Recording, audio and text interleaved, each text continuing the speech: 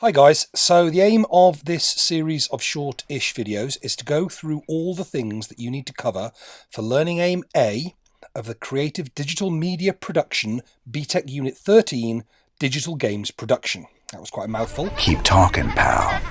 I'm just getting started. So there are two main sections that you need to cover: game genres and gameplay design. And there are 7 genres, and you have to talk about each one. So what I'm going to do is focus on a different genre in each video, and then split the design bits between the 7 videos.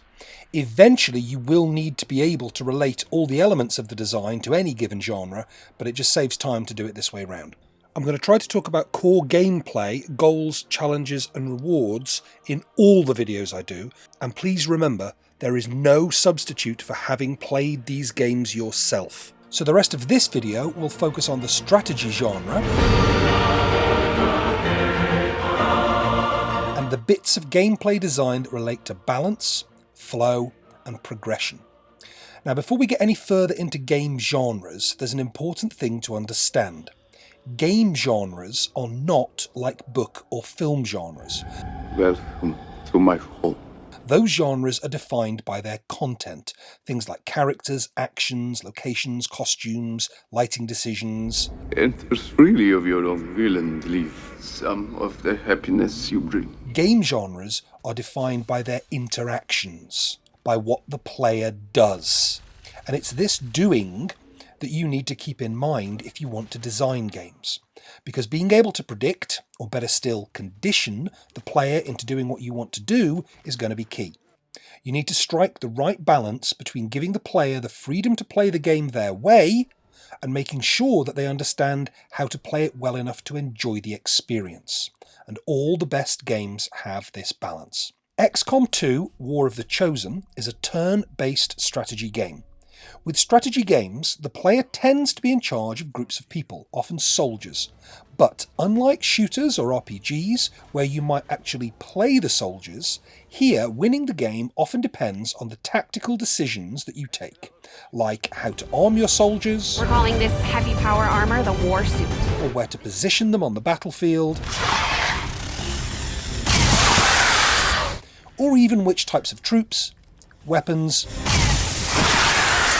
or abilities Hunt them down. are best for defeating which types of enemies. We weren't expecting to sneak in here today. Let's take these things out. In some strategy games, the opposing sides all take their actions at the same time. These are real-time strategy games, or RTS. Turn-based strategy games are more like chess. Players take it in turns to act. War of the Chosen is a turn-based strategy game. The core mechanics of strategy games tend to revolve around 2 types of play: command and combat. That'll keep the Dominion off our backs. Most strategy games have some form of command section where the player can organise their resources, buy upgrades for their troops using whatever in-game economies are present, and get ready for the next round of combat. Combat sessions themselves are what you spend most of your time doing, pitting your soldiers against other soldiers, either computer-controlled or human-controlled. Strategy games are built around number systems. Troops have various stats that determine things like how far they can move, what their combat skills are like, and that may represent different special skills that some types of soldiers have. War of the Chosen has a simple system for combat that applies to the human and alien sides alike. Each soldier has 2 APs, or action points. They can use these to move, Where we need to be. shoot, or take various other actions. This establishes a fair and balanced system for both sides. Of course, in order to get an edge, many of the upgrades that can be bought, built, or researched allow the player to break this system, turn it to their advantage, by having 3 APs instead of 2, for example, or by being able to teleport and so move much further than you'd otherwise be able to do in a single turn. Of course, as the player upgrades their soldiers, the aliens do the same. The goal of strategy games is usually some form of conquest. So, that's why I'm here. The leader of the Julii, to bring Roman order to stinking Gauls. Whether that's sweeping across the plains of Europe, Africa and Asia with a Roman army, or else conquering the far-flung reaches of the Caprulu sector in space. You still take this whole revolution thing pretty serious then. Many strategy games use a system known as 4X. Explore, expand, exploit, exterminate. And these games consist of finding new territories, spreading out, taking the resources of these new territories, and eventually destroying the other people who want to take them back. In that regard, War of the Chosen is a little different. The game takes place on Earth under a fascist alien occupation run by Advent and supported by their zealous guns for hire, the Chosen. The Chosen are making steady progress towards tracking our position, Commander. Researching alien tech and corpses, and uncovering what Advent is really doing on occupied Earth. I truly hope those gruesome images are the worst of what we find today. It's also possible to play online in shorter, turn-based matches against other players. The challenge of strategy games comes in never quite having enough of the resources that you need to do everything that you want. If you choose to trade intel on the black market for the alien alloys you need to buy that squad armor upgrade, then you can't spend that same intel making contact with new regions. Some missions can only be launched in regions that you have contacted, but launching a mission without the right gear could mean taking very heavy losses. Losing soldiers that you've spent a lot of time and resources upgrading. It's a balancing act. If this wasn't challenging enough, the game is playable on a variety of difficulty settings and has an optional Iron Man mode where you only have one save slot and the game auto-saves and overwrites it after each turn. No more reloading to 3 moves ago when things don't go your way. The rewards of this game are fourfold, each one of them keying into a different type of player. Firstly, it's a story-based game, so exploring what the aliens are up to and advancing the story to its conclusion is one motivation for the player. However, the ending doesn't change with the difficulty setting, so once you've seen it, you've seen it. In my worst nightmares, I would never have imagined. Second is the collector element. There are dozens of different technologies to research, and you may well not have time to research them all in a single playthrough. There are detailed files on all of the alien races that you can read if you want to, and several legendary items that can be acquired in the game. There's a lot to collect in this game. The online feature adds an element of socialization to the game that was not present in some of the earlier XCOM titles. Finally, there is the killer in you. That satisfaction of beating the game, of seeing your strategy proven right. That's the ultimate draw in most strategy games. Being victorious.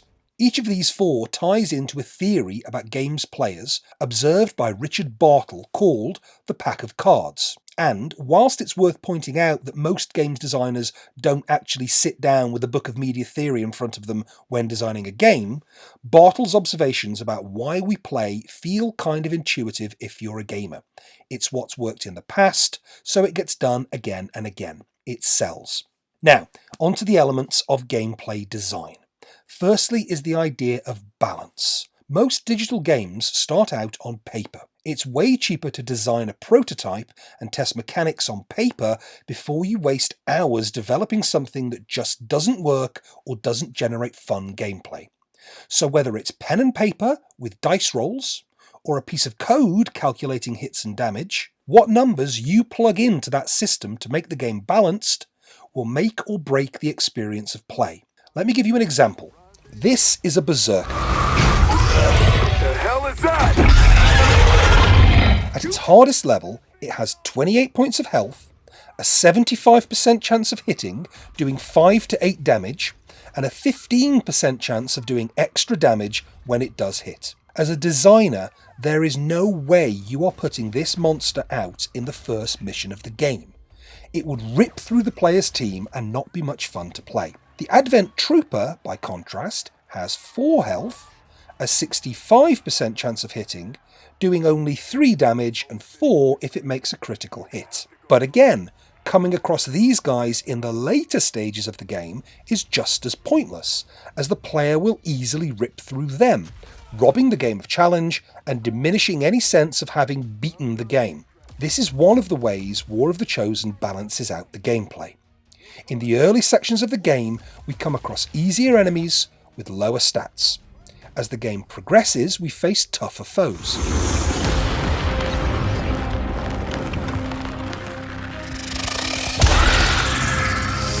To make sure that this progression is fair, tougher enemies are unlocked when the player researches certain technologies.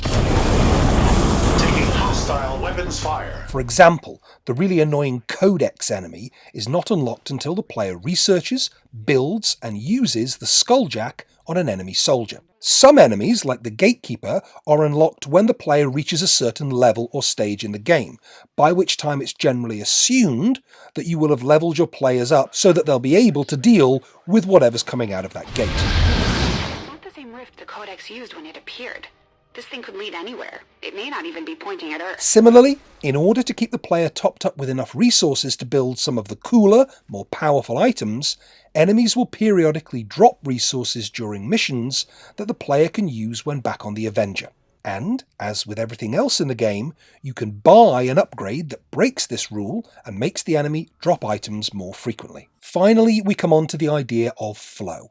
Flow can mean several different things, but the best way to understand it here is through level design. In order to shoot, characters need to have line of sight on each other. Tall buildings can block line of sight, but windows can give line of sight.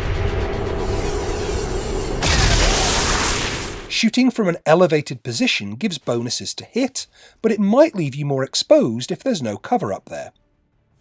On some missions, the player starts off in concealment. So long as they're concealed, the aliens will not attack them. This is one way of herding the player into certain locations, as they look for cover or vantage points from which to strike out. Narrow streets will play out differently from wide open spaces. The player will approach these levels with a different strategy in mind to make it towards whatever the goal is, and the gameplay will flow in a different way. Now, in order to get distinction, you need to compare at least 2 different games from each genre that we study. In the next video, I will show you how to do that with the adventure genre. I'll also be looking at counterplay, secrets, and Easter eggs. Thanks for watching, y'all.